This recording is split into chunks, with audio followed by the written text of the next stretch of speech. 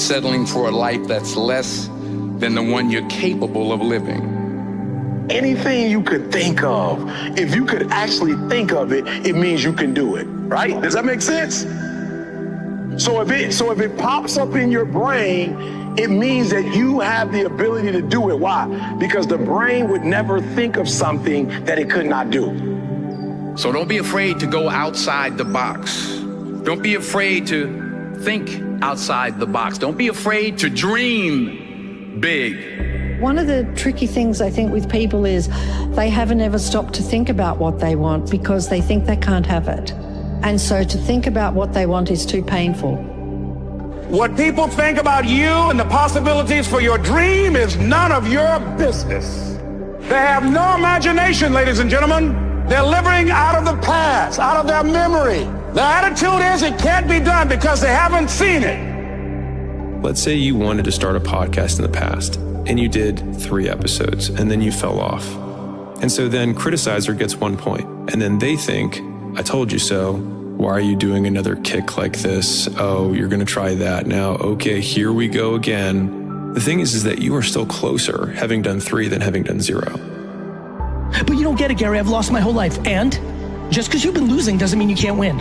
I call it the Monday Night Miracle thesis. The Monday Night Miracle is when the New York Jets were losing to the Miami Dolphins on Monday Night Football 30-7 with like 10 minutes left in the game and came all the way back and won.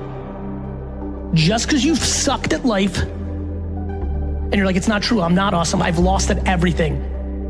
Drug abuse, lost my loved one, like losing, like by how we would all consider it. I literally believe that you can win. And many have. When you deploy love, not hate. So many have poison in their soul, they gotta get it out. As you think, so you become.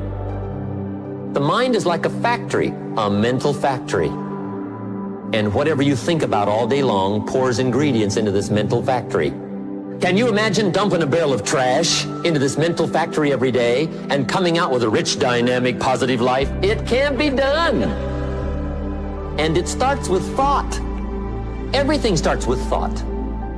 So you must be wise and careful what you think about, because that starts everything. The easiest thing I've done was to get out from under the labels and to live the life that I live. The most difficult thing I've ever done was to believe that I can do it. I think every thought that you have makes a chemical. And you can have thoughts that make you feel good and thoughts that make you feel bad. If 90% of the thoughts that we think are the same thoughts as the day before, the same thoughts lead to the same choices.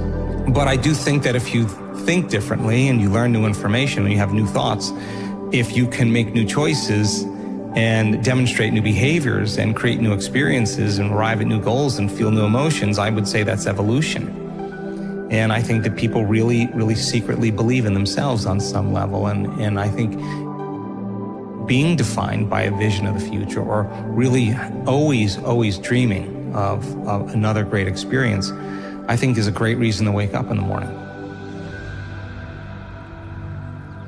And you could live a very, contained life. You're scared of being ridiculed. You're scared of humiliation. You're scared of saying, I want to do great things, and then not doing great things. But I would argue saying you want to do great things and not doing great things is better than just not doing anything, and not saying anything. Give it a crack. If you're going to do it, do it. Say what you can do. Do what you say. If you can't do it, don't say you can do it. Don't over-leverage yourself. Don't over-leverage a decision and then jump in and kind of dip a toe. I think I'll try it out. No, think if you're going to try it out beforehand, but when it's time to go, dive. Finish it. Find out. Come out the other side. Don't leave it and go, ooh, if I just would it. That keeps me up at night. I think it keeps a lot of us up at night. When you half-ass something, you just don't know. Whether you failed or succeeded, got what you want or didn't get what you want, finding out and looking in the mirror and going, I didn't half-ass it, I went all the way, I found out, and that ain't for me. Or I found out, and you damn right that is for me. That's a great place to get to. Smart people like the idea of being cynical because it seems like you've considered all of the options. Only somebody that's a smooth-brained idiot would believe that things are going to go well. Obviously, that's what the normie midwits think. But it fails to recognize that your experience of your life is largely determined by the story that you tell yourself about it. If you have judgmental parents or judgmental friends or judgmental whatevers, and you date people and you bring them home, if they say, I don't think this is the girl for you, they're right every single time, your entire life, except for the one person that you decide to marry. And then they are absolutely wrong at the time that it mattered most. And the thing is they get to say on your 6th girlfriend and 7th girlfriend and 8th girlfriend, because let's face it, you've been alive for a while. I have a perfect guess. I'm right 100% of the time. This roulette, we'll see how long this one lasts. And 2 years in, they're like, see, you finally broke up with her. I told you at the beginning it wasn't gonna last. Well, it never lasts except for the one that's gonna stick. Duh. And the business never works until it's the one that does. It's not about them being right or wrong. Again, it's about how right and how wrong they could be. And so it's just about directional correctness and realizing that criticizers are more often correct, but when it matters most, incorrect. The amount of people that quit 3 weeks before their shit that they spent 4 years on pops off it's a real number. It's happened quite a bit in the world. The amount of people that quit their life's dream the day before it was gonna click breaks my heart. There was a time in my room, and I'll never forget this. 2008, I just got cut from the Seahawks. I'm in my parents' house because I don't want to go out. Looking around my room, all the trophies, all the jerseys, see my 1-year-old son. And I said, man, is this it? Is this the Mecca of my life? And something inside of my soul said, it's not it. It's just the beginning. And there was no external evidence of that. I had to trust that internal knowing that this was it. One of the best things you can ever do in your life is to change your words. Your tongue, your words have the ability to shape your world. You got to get to a place where you say, you know what? I got to stop talking about what I don't have and who's not here and what someone didn't give me. I got to stop talking death and I got to start talking life. When you look at your life, I promise you there is a connection between the life you live and the words you have spoken. Because my words can change and shift my world. So many people rehearse mentally what they're about to do. And when they do that, they actually prime their brain. They actually can change their brain and change their body just by thought alone. What thoughts do I want to fire and wire in my brain? Let me become familiar with those. What behaviors do I want to demonstrate? What would greatness do? What would be the feeling that I want to feel if I was able to do it? Would it be worth? Would it be self-love? Would it be freedom? Would it be joy? Let me teach my body emotionally what a future could actually feel like before it happens. The more you rehearse it mentally, the more you prime your brain and body for the act. So you could actually practice rehearsing how you're going to change in your life. Teach your body emotionally that there's another way to feel and do it over and over again. It'll become familiar to you. Intentionally act like the person you want to become. That's not fake it till you make it, by the way. This is intentional, because when you intentionally act like the person you want to become, your brain sees you taking those actions, so your brain starts to change the way it relates to you. Everyone says, I want to be the world's best tennis player. I want to be the world's best basketball player. I want to be the world's greatest podcaster. That's already been done. There's another level. You're not thinking big enough. The process it takes to be number one and stay in number one, your dreams and thoughts better be so big that they better scare you. It has to be something that nobody else has thought about before or done before. What success looks like for any individual person is going to be different. Unfortunately, you can't take somebody else's purpose or success. You can't wear it as a suit. It's a bad idea, right? Because it's going to not fit. If something doesn't fit, eventually it's going to hurt wearing it. If you're not careful with how you design what it is that you chase after, you can spend your entire life realizing that you climbed a very, very long ladder that was leaning up against the wrong wall. I truly think that the thing that I've suffered from the most in my life, as I look at Kobe and, you know, all these pictures of these great people, you know, dude, I just thought too small. Everything.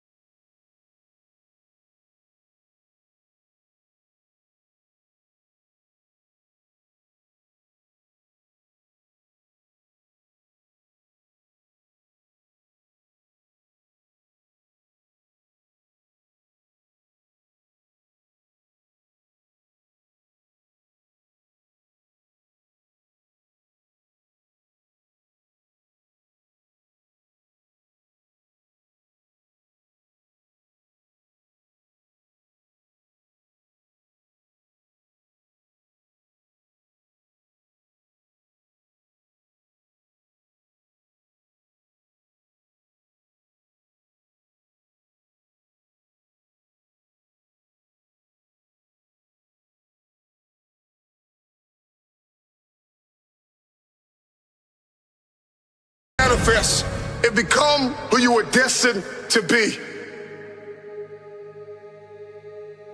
The hardest part of making millions of dollars and being successful in business is becoming the person who is able to do the thing.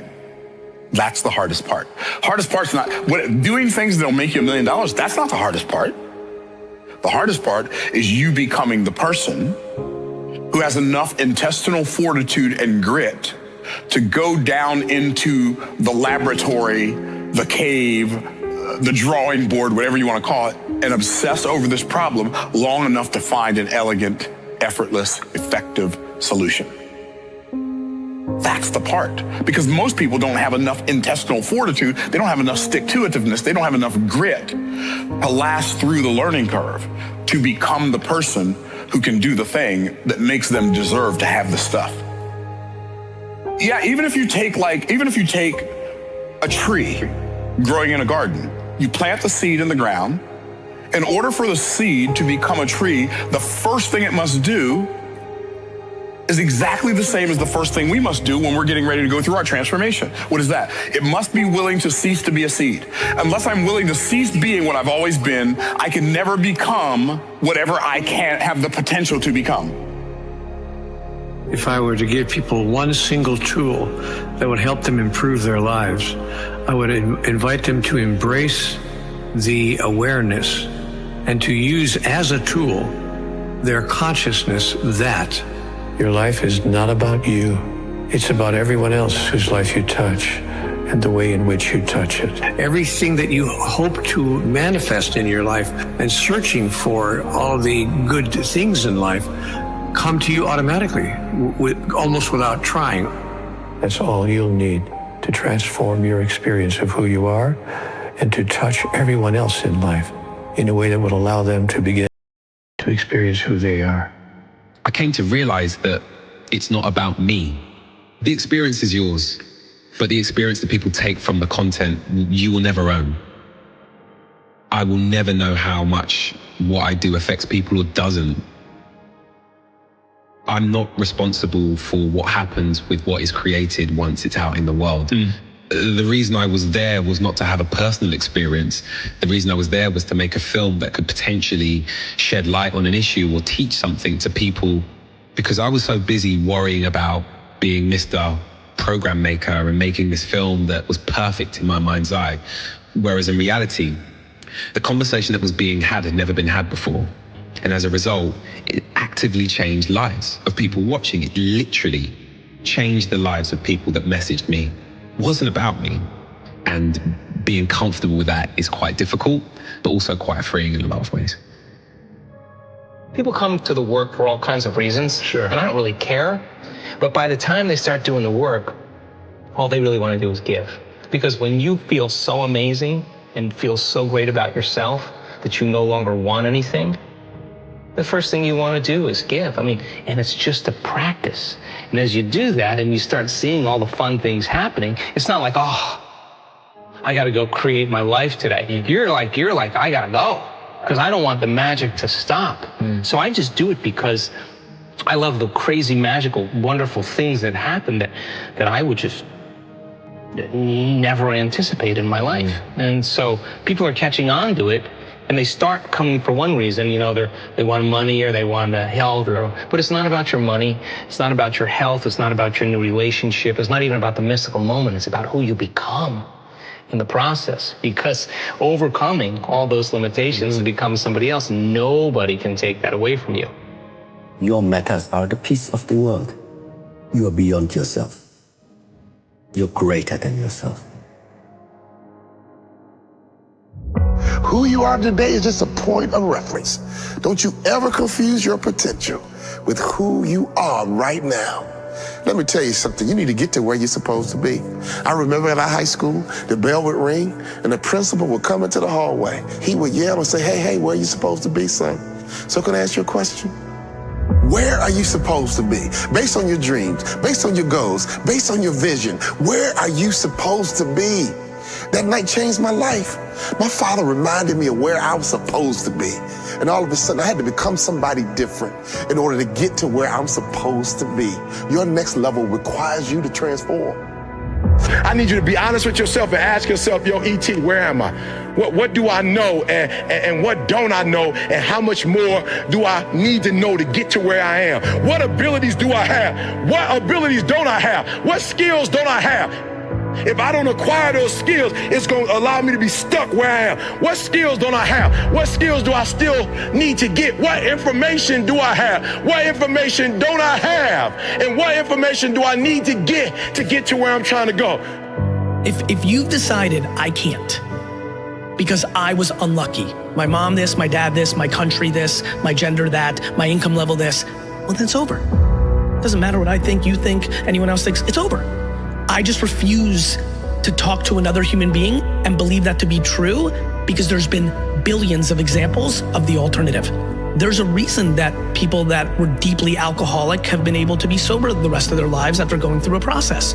There's a reason that therapy is profound. There's a reason that meditation is profound. There's a reason that exercise is profound.